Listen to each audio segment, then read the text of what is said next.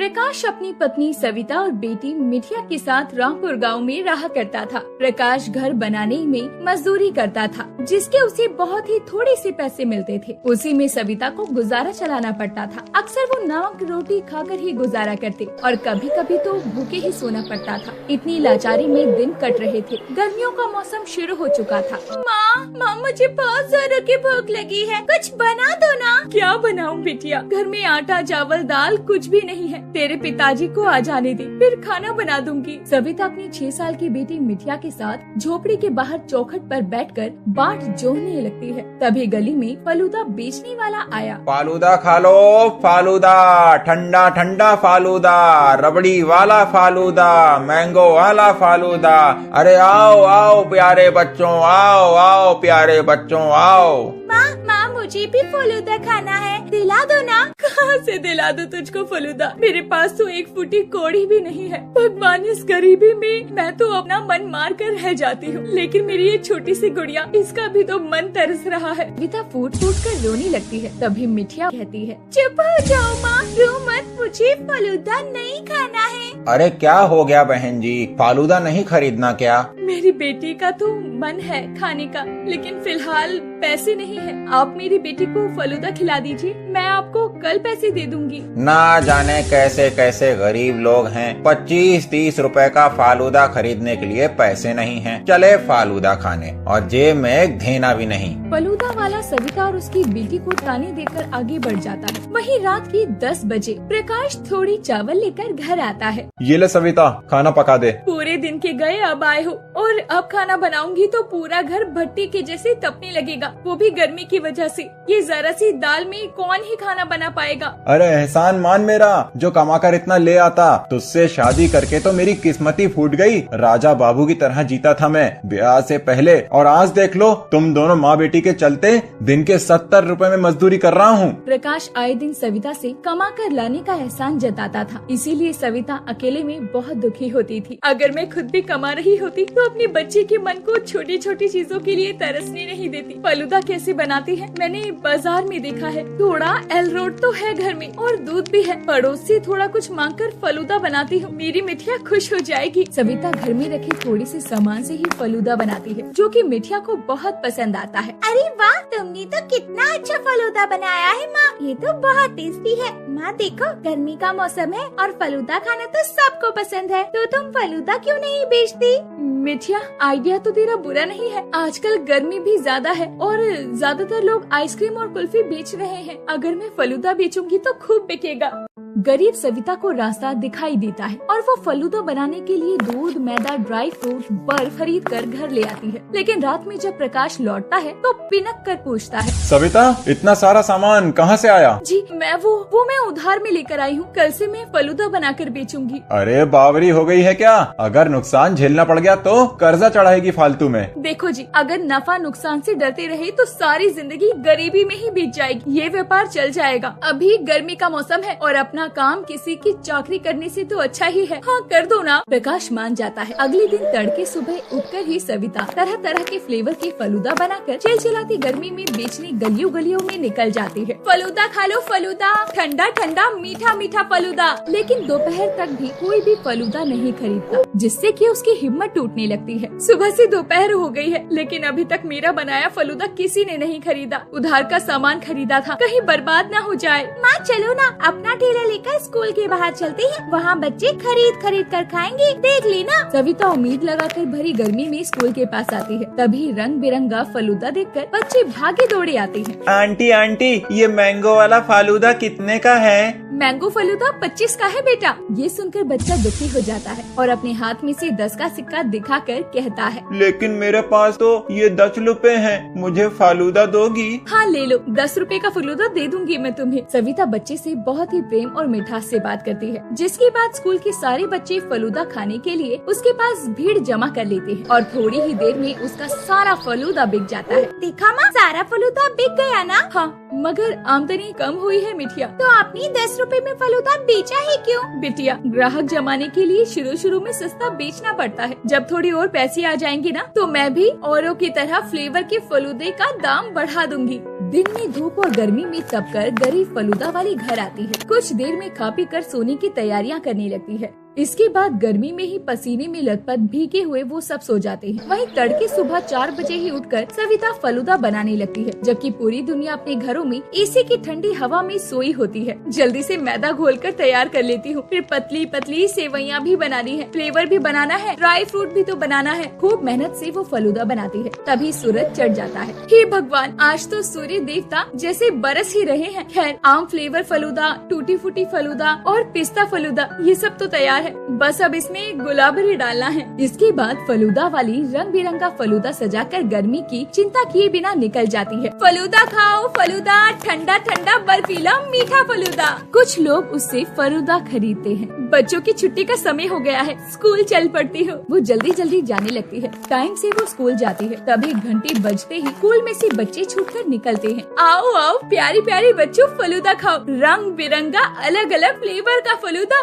तभी कुछ औरतें भी ललचाते हुए फलूदा खाने आती है। अरे वाह फलूदा वाली, तुम्हारे पास तो बहुत तरह के फ्लेवर का फलूदा है। जी मैडम जी, बताइए आपको कौन सा फलूदा खाना है? मैंगो फलूदा, पिस्ता फलूदा, साबूदाना फलूदा या केसर गुलाबरी वाला फलूदा? अरे मेरा मन तो इन सभी फलूदों पर लट्टू हो रहा है। तुम मुझे पहले केसर वाला फलूदा खिलाना। फलूदा वाली जल्दी से ड्राई फ्रूट से फलूदा बनाकर आइसक्रीम डालकर देती है, जिसे खाकर वो औरत उसकी बहुत तारीफ करती है। अरे भाई वाह वाह, इतना बड़ा फलूदा तो मैंने आज से पहले कभी नहीं खाया। गर्मी में एकदम ठंडा मिजाज कर दिया। अच्छा अब मैंगो वाला बनाना। जी मैडम, ये रहा मैंगो फलूदा। वो औरत बारी बारी से सब में से फलूदा खाती है। अब देखा देखी सड़क से आते जाते लोग भी गर्मी में ठंडा फलूदा खाने के लिए आ जाते हैं। अरे वाह, इस फालूदा वाली के यहाँ कितनी भीड़ है। गर्मी भी लग रही है, थोड़ी देर ठहर कर फालूदा खा लेता हूँ। अरे ओ फालूदा वाली, एक मुझे भी खिलाना और ठंडा देना। जी भैया, अभी देती हूँ। बड़ी ही साफ सफाई से वो कस्टमर को फलूदा बना कर देती है। ये लीजिए आपका साबूदाना फ्लेवर फलूदा, इसे बटर स्कॉच आइसक्रीम से खाइए, बहुत स्वाद लगेगा। अरे वाह, सचमुच में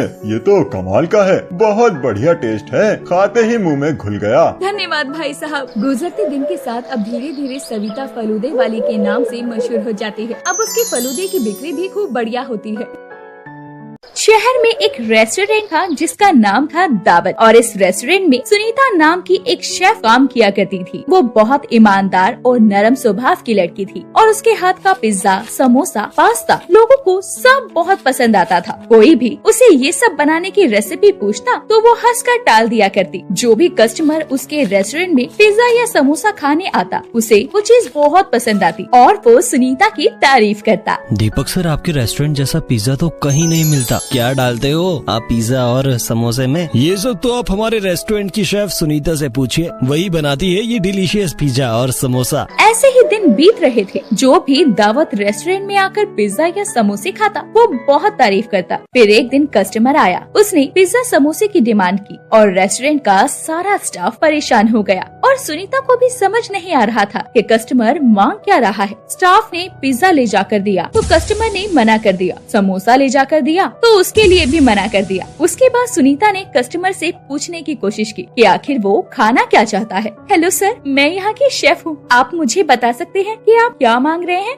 हेलो मैम, आप परेशान मत होइए। हम लोग शिमला गए थे तो वहाँ हमारे बच्चे ने पिज्जा समोसा खाया था। समोसे के अंदर पिज्जा की स्टफिंग भर के वह लोग समोसा बनाते हैं तो वो उसे बहुत अच्छा लगा और वो यहाँ आकर भी इस पिज्जा समोसे की जिद कर रहा है। ओके, मैं कोशिश करती हूँ कि आपको पिज्जा समोसा बना कर दे सकूँ। उसके बाद सुनीता पिज्जा समोसा बनाने के लिए रेस्टोरेंट के किचन में चली गई और वहाँ जाकर उसने पिज्जा समोसा बनाकर कस्टमर को सर्व किया। जैसे ही कस्टमर ने सुनीता के हाथ का पिज्जा समोसा खाया तो वो खुश हो गए। उन्होंने ऐसा पिज्जा समोसा कभी नहीं खाया था। उन्होंने रेस्टोरेंट के मालिक से कहा, सर आपकी शेफ ने तो कमाल कर दिया। जो हम लोगों ने शिमला में पिज्जा समोसा खाया था, ये पिज्जा समोसा तो उससे भी बहुत ज्यादा अच्छा है।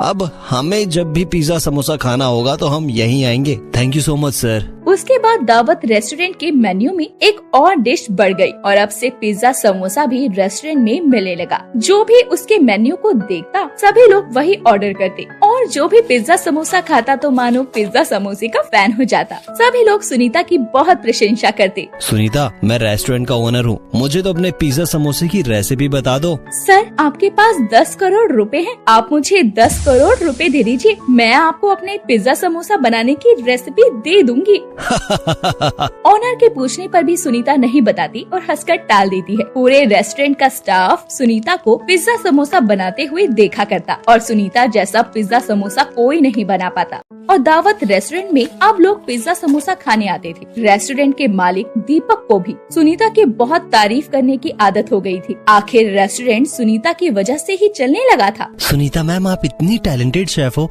आपको देखकर हमें प्रेरणा मिलती है। मुझे भी कोई डाउट रहेगा ना तो मैं आपसे पूछने आऊंगी, ठीक है ना सुनीता मैम? यस डियर, तुम्हें जब भी कोई हेल्प चाहिए हो तुम मेरे पास आ सकती हो, मैं तुम्हारी मदद जरूर करूंगी। सुनीता का स्वभाव तो था ही नरम, लेकिन अब उसका पिज्जा समोसा भी मशहूर हो गया था। लोग दूर दूर से दावत रेस्टोरेंट में सुनीता के बने हुए पिज्जा समोसा को खाने आते। लेकिन एक दिन दावत रेस्टोरेंट में एक नई शेफ आती है जिसका नाम माया था। वो एक घमंडी लड़की होती है। वो ठीक से किसी से बात भी नहीं करती थी और वो देखती है कि दावत रेस्टोरेंट का पूरा स्टाफ सुनीता की ही प्रशंसा करता है और रेस्टोरेंट का मालिक दीपक भी सुनीता के नाम की माला जपता है और वो सुनीता से जलने लगती है। ये सुनीता भी ना एक पिज्जा समोसा क्या बनाने लगी, खुद को बड़ी शेफ समझती है और सभी इसके दीवाने हो गए हैं।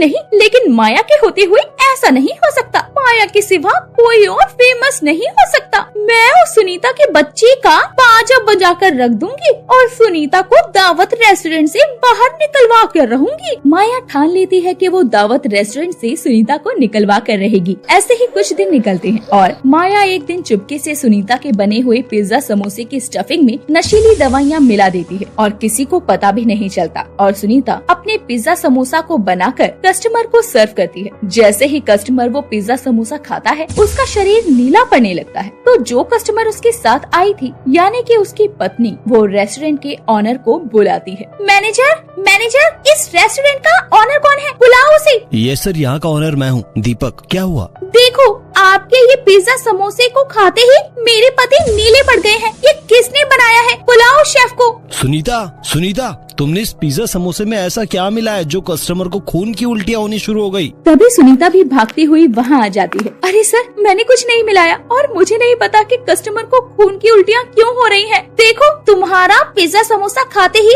कैसे मेरे पति को खून की उल्टियाँ हो रही हैं। अगर उन्हें कुछ भी हुआ ना तो मैं तुम पर केस कर दूंगी और रेस्टोरेंट को भी बंद करवा दूंगी। सुनीता, आज के बाद तुम मुझे इस रेस्टोरेंट में देख मत जाना। निकल जाओ मेरे रेस्टोरेंट से। ये सब होने के बाद दीपक सुनीता को रेस्टोरेंट से निकाल देता है और माया अंदर ही अंदर बहुत खुश हो रही थी क्योंकि वो यही तो चाहती थी। और सुनीता रेस्टोरेंट से निकलने के बाद कहीं और नौकरी ढूंढने जाती तो उसे लोग फ्रॉड और झूठी कहने लगते और कहीं भी उसे काम नहीं मिल रहा था। और वो सोचती है, अब इस शहर में रहने का कोई फायदा नहीं है, यहाँ मुझे काम नहीं मिल रहा, मैं अपनी जिंदगी कैसे बिताऊंगी। जब से माँ बाबूजी ने मुझे अकेला छोड़ा है तब से आज तक मुझे अकेलापन महसूस नहीं हुआ। लेकिन आज माँ बाबूजी की बहुत याद आ रही है। मैं गाँव चली जाती हूँ, वहीं रहूंगी। सुनीता जब 12 साल की थी तब उसके माता पिता का एक बस एक्सीडेंट में देहांत हो गया था। वो जब से अकेले ही खुद को संभाल रही थी। उसने सोचा भी नहीं था कि उसे दावत रेस्टोरेंट से बेइज्जत होकर निकलना पड़ेगा। उसके बाद वो गांव चली जाती है और गांव में उसके माता पिता का घर होता है। मैं गांव आ तो गई, लेकिन मैं यहाँ क्या काम करूँगी। सुनीता अपने पुराने घर में रहने लगती है। धीरे धीरे वो घर की साफ सफाई करना शुरू कर देती है और साफ सफाई करते हुए वो अपने घर के पीछे के कमरे में पहुँच जाती है जहाँ उसके माता पिता का एक पुराना समोसे का ठेला खड़ा था। उसे देखकर वो बहुत खुश होती है और सोचती है, क्यों ना मैं इस पुराने समोसे की ठेले पर अपने नए पिज्जा समोसे को बेचना शुरू कर दूं। उसके बाद सुनीता उस ठेले को बाहर निकालती है और उसकी साफ सफाई करती है। फिर पिज्जा समोसा बनाने में इस्तेमाल होने वाली सामग्री लाकर पिज्जा समोसा बनाना शुरू करती है। और जब वो पिज्जा समोसा बना रही थी तो पड़ोस में रहने वाले शर्मा जी उससे आकर पूछते हैं, सुनीता बेटिया, ये तो तुम्हारे पिताजी का ठेला है ना, जिस पर वो बहुत स्वादिष्ट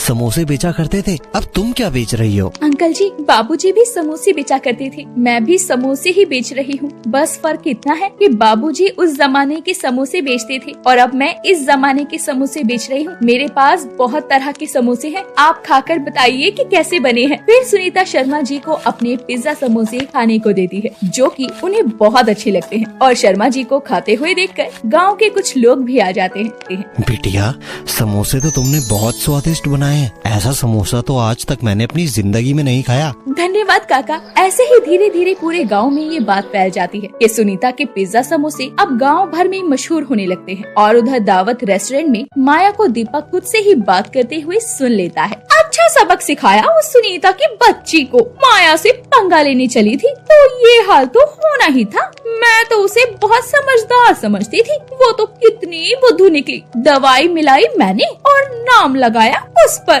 और रेस्टोरेंट से निकलवा कर ही मानी आखिर मैं उसे। अच्छा, तो उस दिन दवाई तुमने मिलाई थी और नाम सुनीता का लगाया। ये तुमने अच्छा नहीं किया माया, चलो मेरे साथ। दीपक माया को कॉन्फ्रेंस में ले जाता है और सब सच बोलने के लिए बोलता है। मीडिया के सामने माया को सब सच बोलना पड़ता है, जिससे सबको पता चल जाता है कि सुनीता फ्रॉड या झूठी नहीं थी और सुनीता की खोई हुई इज्जत उसे वापस मिल जाती है। ये सब सुनीता टीवी पर देख लेती है। कुछ दिन बाद रेस्टोरेंट के मालिक दीपक सुनीता को ढूंढते हुए गाँव आते हैं। अरे दीपक सर, आप यहाँ कैसे? सुनीता, मुझे माफ कर दो। तुम तो जानती हो ना, हमें नहीं पता था कि उस दिन दवाई माया ने मिलाई थी, तुमने नहीं। और चलो मेरे साथ वापस। ऐसे कब तक तुम ठेला लगाओगी? नहीं, आपको माफी मांगने की कोई जरूरत नहीं है। मुझे तो इस बात की खुशी है कि आपको सच पता चल गया। और रही बात दावत में वापस आने की, तो अब मैं गांव में ही रहूंगी और यहीं से अपना बिजनेस करूंगी। तुम यही चाहती हो तो यही सही, लेकिन तुम्हारे लिए दावत के दरवाजे हमेशा खुले रहेंगे। Thank you sir, thank you so much. इतना कहकर दीपक तो वहाँ से चला जाता है। धीरे धीरे सुनीता ठेले से काम करते करते अपना रेस्टोरेंट खोल लेती है और धीरे धीरे उसके शहर में भी ब्रांचेस हो जाती है और वो एक पिज्जा समोसे वाली के नाम से फेमस हो जाती है।